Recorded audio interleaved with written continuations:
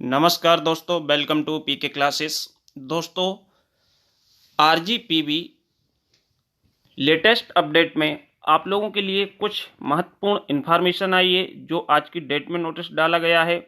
इसको मैं आपको बताने वाला हूँ। इम्पॉर्टेंट इंस्ट्रक्शंस रिगार्डिंग एग्जामिनेशन दिसंबर 2020 परीक्षा से संबंधित जो इंस्ट्रक्शन है, बहुत ही महत्वपूर्ण इंस्ट्रक्शन आपको यूनिवर्सिटी ने लेटेस्ट अपडेट में दिया है।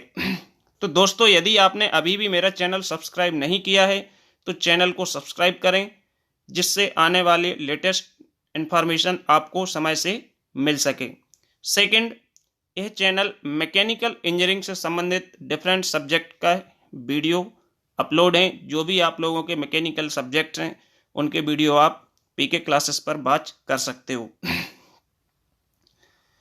तो आगामी परीक्षा दिसंबर 2020 के संबंध में आवश्यक दिशा निर्देश। तो दोस्तों, हम समय खराब ना करते हुए सीधे दिशा निर्देश को पढ़ते हैं कि कोविड के चलते हुए क्या दिशा निर्देश दिए हैं। जिसमें पॉइंट फर्स्ट है, उपरोक्त अनुसार आपकी संस्था में प्रवेशित ऐसे छात्र जिनकी प्रवेश की पात्रता का निर्धारण विषम सेमेस्टर 3rd, 5th, 7th में नहीं हो रहा है, उनको विषम सेमेस्टर में प्रावधिक प्रवेश देते हुए उनके परीक्षा आवेदन पत्र निर्धारित शुल्क के साथ प्रवेश संस्था में संलग्न अंडरटेकिंग के साथ जमा कराए जावें।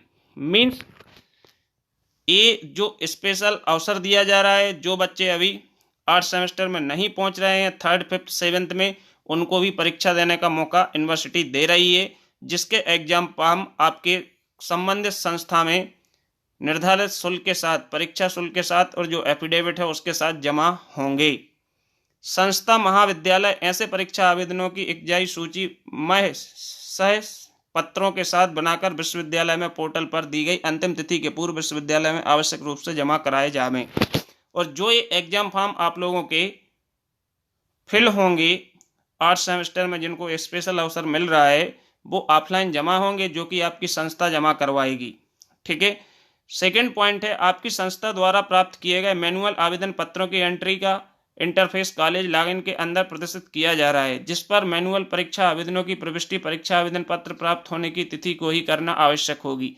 मीन्स जो संस्थान है, आपके कॉलेज है, उसके पोर्टल पर मैनुअल आवेदन पत्रों की एंट्री का एक लॉगिन कॉलेज के लॉगिन पे दिया गया है। जैसे आप ऑफलाइन आपका एग्जाम फॉर्म जमा करेंगे कॉलेज में, तो कॉलेज एग्जाम सेल जो है उसको इस एंट्री को उस पर फिल करना आवश्यक है उसी दिन। ओके।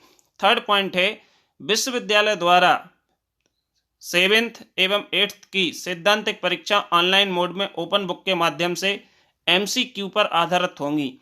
मीन्स जो अंतिम 2 सेमेस्टर हैं आप लोगों के 7th और 8th सेमेस्टर की सैद्धांतिक परीक्षाएं, वो ओपन बुक के माध्यम से मल्टीपल चॉइस क्वेश्चन या ऑब्जेक्टिव क्वेश्चंस पर आधारित होंगी, जिसमें अंतिम 2 सेमेस्टरों की परीक्षाएं ऑनलाइन के माध्यम से ही ली जाएंगी।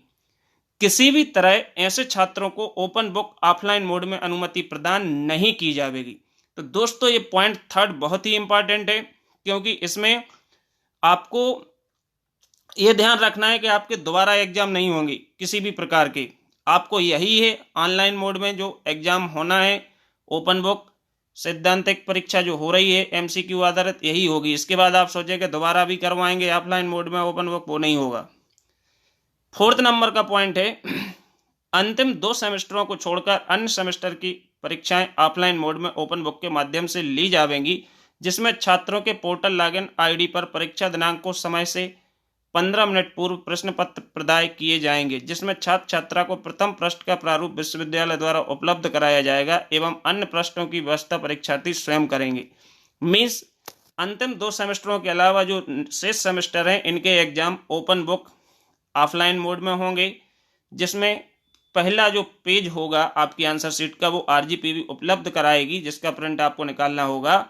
बाकी के पेज की व्यवस्था आपको स्वयं करना है, और क्वेश्चन पेपर आपकी पोर्टल पर लॉगिन ID पर 15 मिनट पहले आ जाएगा, और अन्य पृष्ठ A4 साइज के, सभी पेज A4 साइज के रखना है। 5th पॉइंट है, परीक्षार्थी ऑफलाइन मोड में ओपन बुक के अंतर्गत उत्तर पुस्तिका को अपनी प्रवेशित संस्था में परीक्षा दिनांक को ही जमा कराकर पावती प्राप्त करें या ऑनलाइन लिंक के माध्यम से पोर्टल पर अपलोड कर सकेंगे। मीन्स ऑफलाइन मोड की जो आंसर शीट है उसके लिए आपको जो नज़दीकी सेंटर हैं वहाँ पे भी आप जमा कर सकते हो, जो आरजीपीवी की लिस्ट में दिए होंगे, या आपको जो लिंक दी जाएगी उस लिंक पे पोर्टल पे आपको सेम दिन उसी दिन जमा करना होगा जिस दिन आपका परीक्षा हुई है।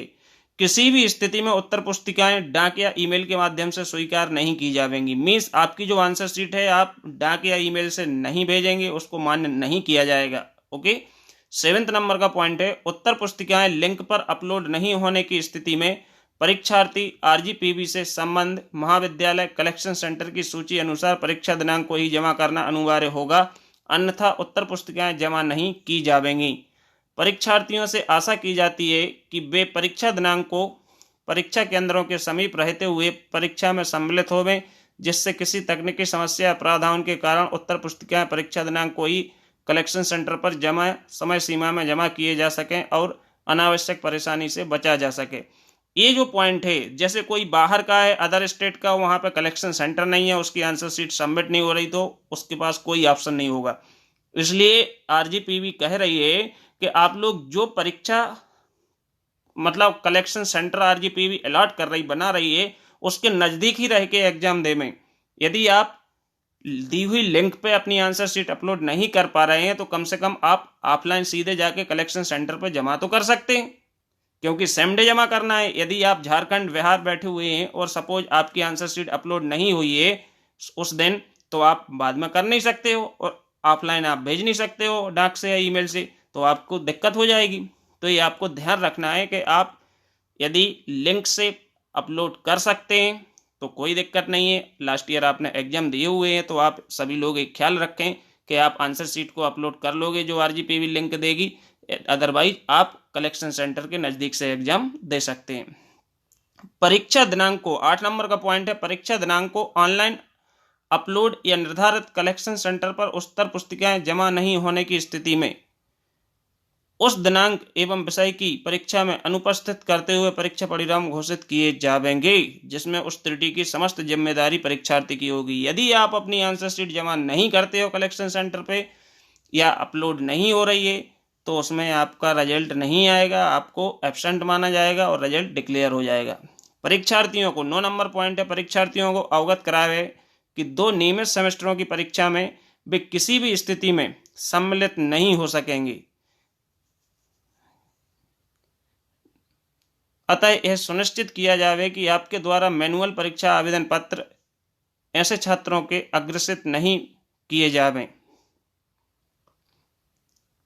2 नियमित सेमेस्टरों की परीक्षा में मीन्स 2 नियमित सेमेस्टरों की परीक्षा में वे किसी भी स्थिति में सम्मिलित नहीं हो सकेंगे, अतः यह सुनिश्चित किया जाए कि आपके द्वारा मैनुअल परीक्षा आवेदन पत्र ऐसे छात्रों को अग्रेसित ना किए जाएं। 10 नंबर का पॉइंट है, परीक्षा परिणाम की घोषणा पूर्व परीक्षा अनुसार 50-50% के नियमों के अंतर्गत की जाएगी।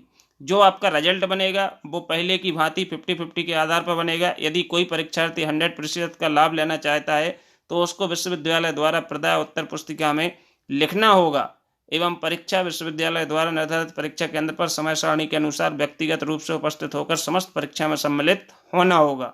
मीन्स 2 क्राइटेरिया दिए हैं। यदि आप 100% का लाभ लेना चाहते हो तो आपको क्या करना होगा,